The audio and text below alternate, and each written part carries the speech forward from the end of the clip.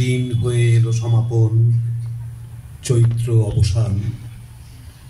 গাহিতে চাহিছে হিয়া পুরাতন জীর্ণ বরষের সর্বশেষ গান। আজ এই চৈত্র অবসানের সঙ্গে সঙ্গে শেষ হয়ে আসছে 1431 বঙ্গাব্দ। বর্ষ শেষের এই বার্তা শান্তিনিকেতনের প্রকৃতিও যেন ঘোষণা করছে। প্রকৃত অর্থেই শান্তিনিকেতনের প্রকৃতি এক ঋতু রঙ্গশালা। এখানকার বহু বিচিত্র তরু লতা গুল্ম, নানাবিধ পুষ্পশোভা আর সৌরভ যেমন জানিয়ে দেয় বসন্ত সমাগত, তেমনি যথাকালে জানিয়ে দিতে থাকে বসন্ত বিদায় নেবার জন্য প্রস্তুত। কেবল প্রকৃতিই নয়, আশ্রমবাসীদের ঋতু উদযাপনের আয়োজনে শান্তিনিকেতনের পথে প্রান্তরে ভবনে ভবনে একক কিংবা সমবেত গানেও ধরা পড়ে প্রকৃতির এই পরিবর্তন। আমরা সংকেত পাই বর্ষ হয়ে আসে শেষ। এসবের মধ্য দিয়েই আমরা শুনতে পাই নববর্ষের নবপ্রভাতের প্রথম আলোর চরণধ্বনি। মনে তো প্রশ্ন জাগতেই পারে, একটি বৎসরের অবসান হওয়াতে কী বা এসে গেল? বর্ষ সমাপ্তির দিনটিকে স্বতন্ত্রভাবে উদযাপন করবার সত্যিই কি কোনো অর্থ আছে, নাকি কেবলই এক প্রথার অন্ধ অনুসরণ? শান্তিনিকেতনের যাবতীয় ঐতিহ্যবাহিত অনুষ্ঠানের মতো এই বর্ষ শেষের অনুষ্ঠানও একটি গভীর তাৎপর্য বহন করে। নিরবধি কালে সংলগ্ন আমাদের জীবনের একটা কালপর্বকে এই উপলক্ষে আমরা পর্যালোচনা করে নেবার সুযোগ পাই। বৎসরের শেষ দিনটিতে উপনীত হয়ে আমরা দেখে নিতে পারি বৈশাখ থেকে চৈত্র যা কিছু সঞ্চয় হলো তার মধ্যে কতখানি পরিত্যাজ্য আর কতখানি বা গ্রহণযোগ্য। বর্ষ শেষ যেন আমাদের কাছে আত্মমূল্যায়নের, আত্মবিচারের এবং আত্মশুদ্ধিরও একটা উপলক্ষ। বিগত বৈশাখে 1431 বঙ্গাব্দের সূচনা হয়েছিল। দেখতে দেখতে একটি বৎসরের পূর্ণতা এলো আজ।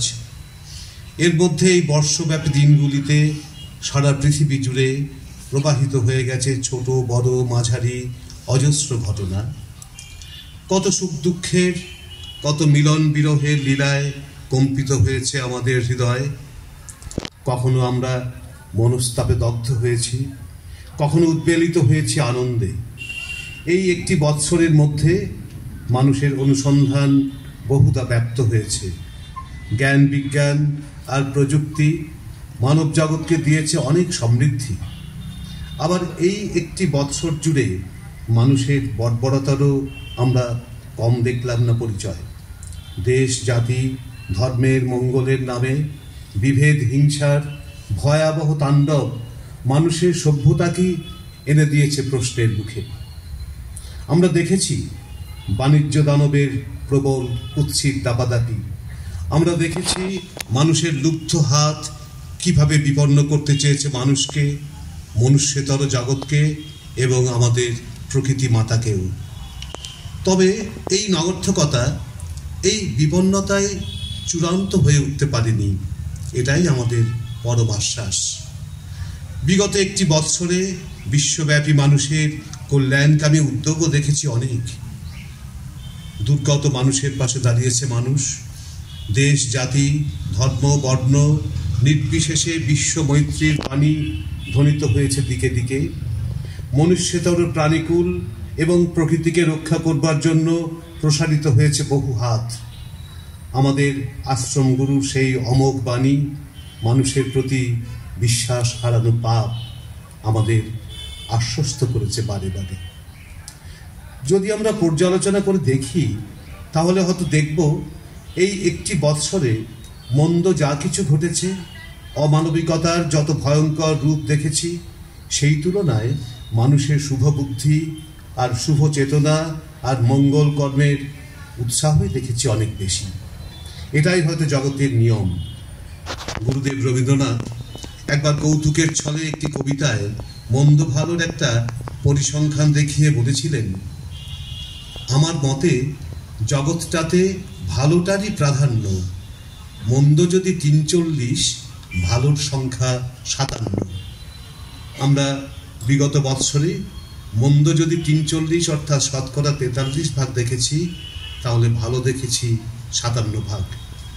আমরা এই শেষ চৈত্র সন্ধ্যায় এই পবিত্র উপাসনা গৃহে সমবেত হয়ে জগৎব্যাপী সেই ভালোত্বের বন্দনা করি। ধিক্কার জানাই মন্দকে, মানুষের অন্তরালে লুকিয়ে থাকা পশুকে। বর্ষ শেষে আমাদের প্রার্থনা হোক, পুরাতনের মধ্যে যে চিরনবীনতাটুকু আছে, যে সদর্থকতা আছে, তা আমাদের আগামী চলার পথে সম্বল হয়ে থাকুক। আর যে জীর্ণতা, যে মলিনতা আমাদের পীড়িত করেছে, তার অবসান ঘটুক। আমরা প্রার্থনা করি, উড়ে যাক, দূরে যাক বিবর্ণ বিশীর্ণ জীর্ণ পাতা বিপুল নিঃশ্বাসে। আমরা বলি, জীর্ণ পুষ্পদল যথা ধ্বংস ভ্রংশ করি চতুর্দিকে বাহিরায় ফল, ঠিক তেমনি করে সমস্ত জীর্ণতা ভেদ করে এই 1431 এই পুরাতন বৎসর নিয়ে আসুক একটি ফলবান নববর্ষ।